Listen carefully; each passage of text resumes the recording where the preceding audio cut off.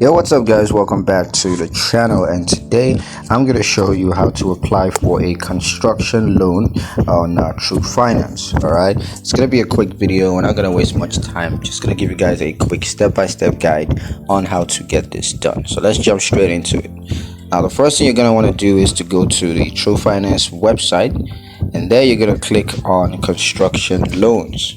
Now you're going to need to review the different construction loan options that are available and just find the one that best suits your needs. And once you find it, you want to click apply now and then fill out the online application form.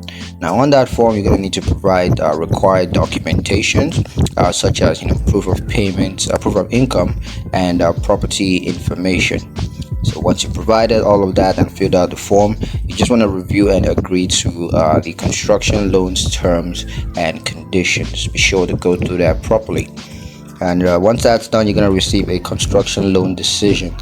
And if approved, you just want to go ahead and review and sign the loan documents. Now, after that's done, you're going to receive the funds. And don't forget that you can use Twoguysfinance to manage your construction loan payments.